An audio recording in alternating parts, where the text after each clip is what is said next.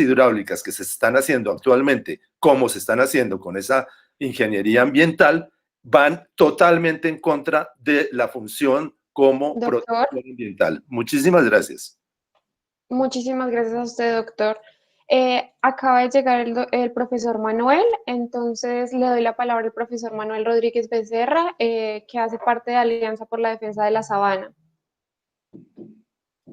Bien, muchas gracias, muy amable. Bien, yo quisiera hacer énfasis en dos puntos y son los siguientes. Uno de los problemas que hemos tenido, digamos, uno de los temas que salió en forma muy clara en este proceso es que existe una distorsión muy grande en el ejercicio de la autoridad ambiental en Colombia, en este caso en la CAR. Yo quiero hacer referencia a eso porque personalmente coordiné la elaboración de la Ley 99 de 1993 y en el momento en que hicimos la ley, uno de los criterios fundamentales fue la necesidad de impedir,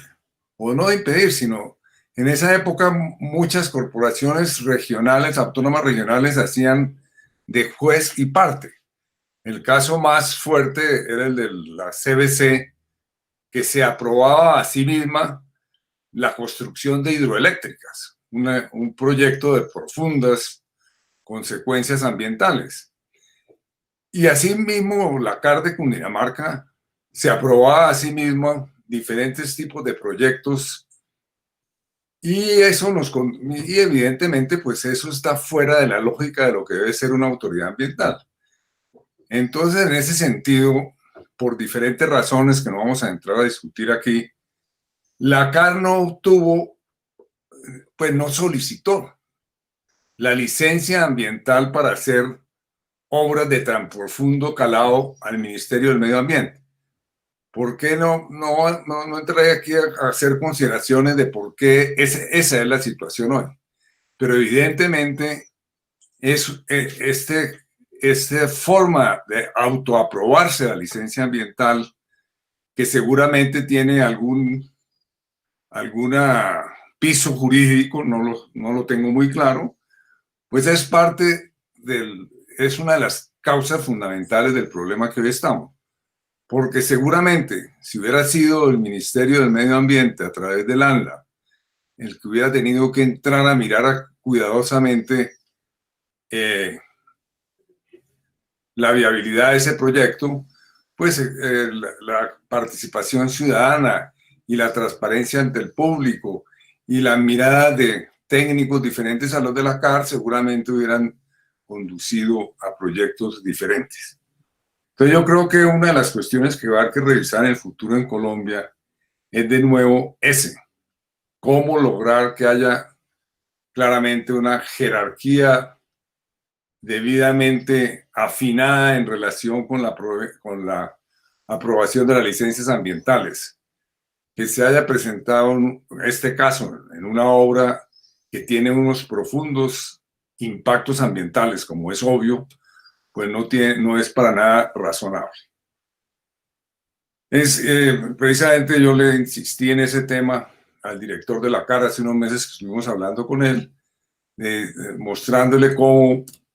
si bien la ley eventualmente no les exigía, pues que yo no iba a hacer interpretaciones jurídicas de por qué la CAR había asumido la función de juez y parte, pero que evidentemente desde el punto de vista de la conveniencia pública era fundamental que ellos sometieran claramente un proyectos de adecuación hidráulica a consideración de la autoridad ambiental superior, que en este caso es la ANLA.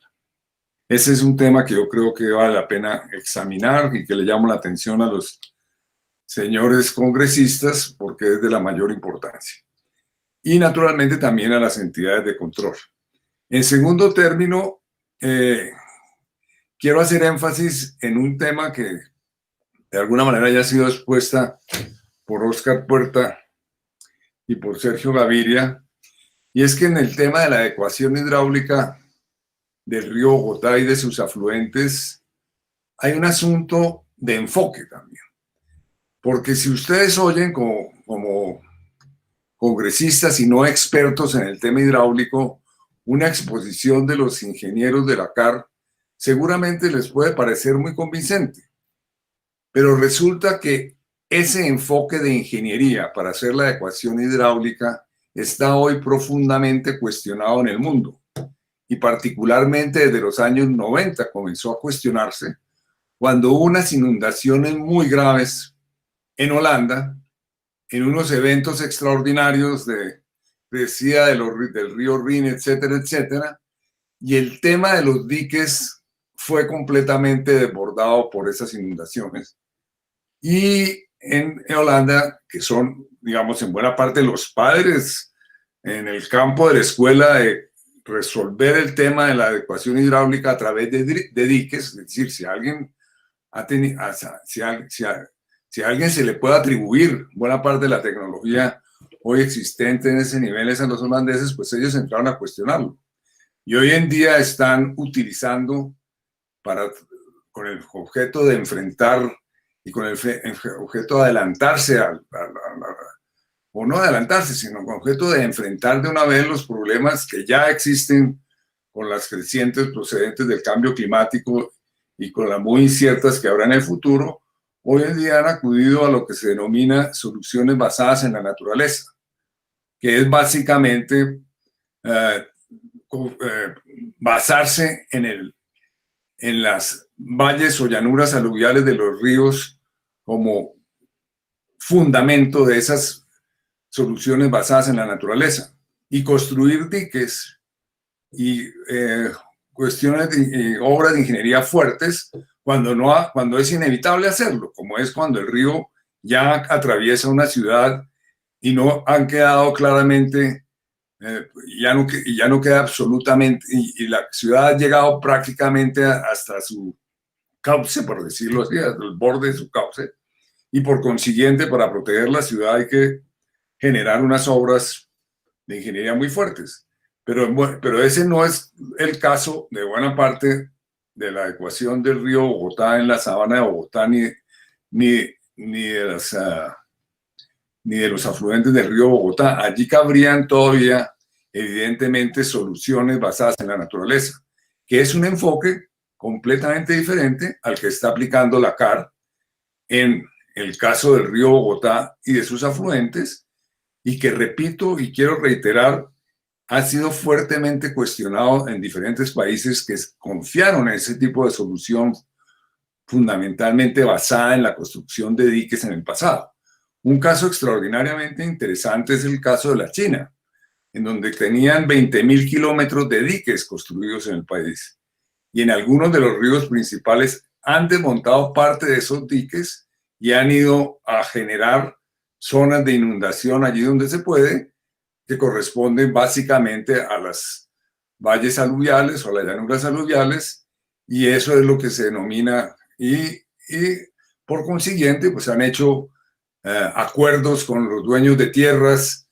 En algunos casos se han comprado tierras, pero básicamente acuerdos con los dueños de tierra, tanto en Holanda como en la China, estableciendo, digamos, incentivos económicos para esos propietarios de tierras con el objeto de compensarlos el día en que venga la inundación de sus predios y por consiguiente tengan que suspender durante un tiempo la actividad agrícola. Quería hacer esas observaciones porque me parece que es muy importante que quede claro que estamos aquí enfrentados a un tema de enfoque. Finalmente, yo quisiera mencionar que infortunadamente lo que hemos visto en los últimos años, en las últimas décadas, es la destrucción de la sabana de Bogotá. Y ese es un tema que viene ameritaría una audiencia también, porque infortunadamente la destrucción de la sabana de Bogotá ha avanzado considerablemente en forma injustificada en muy buena parte de los casos, por los procesos que se han detonado de los planes de ordenamiento territorial, etcétera, en los cuales toman medidas de urbanizar, para decirlo en forma muy sintética, tierras cuando muchas veces no se requiere la urbanización de esas tierras, y se ha ido propiciando lo que se denomina una urbanización, la conurbación de diferentes municipios de Bogotá, de la Sabana de Bogotá, y también la urbanización desordenada. Y llamo la atención porque también este tipo de adecuación de los ríos lo que está favoreciendo es la urbanización en lo que antes eran, sí, ya termino, en lo que antes eran los valles aluviales en lo que son los valles aluviales de ríos como el Teusacá, etcétera, etcétera. Entonces, ojo, no se puede permitir que a partir de ese tipo de adecuación hidráulica, que ya avanzó muchísimo en algunos sitios, entremos a su vez en unos procesos de urbanización de las riberas de esos ríos, los cuales conduciría al sacrificio de suelos agrícolas de gran valor en la sabana y de valores paisajísticos del primer orden. Entonces yo creo que todo el tema de la adecuación hidráulica también hay que enmarcarlo en un proceso creciente de destrucción de la sabana de Bogotá, en la cual infortunadamente la CAR no ha tenido la capacidad, por diferentes razones, que no voy a entrar a discutir aquí, de cumplir con el artículo 61 de la Ley 99 de 1993. Profesor Manuel. Ya termino aquí, que establece como una prioridad nacional la protección de la sabana de Bogotá. Termino aquí. Muchas gracias. Muchísimas gracias a usted, profesor Manuel. Ahora le damos la palabra a la doctora María Mercedes Maldonado. Ella hace parte de Alianza por la Defensa de la Sabana.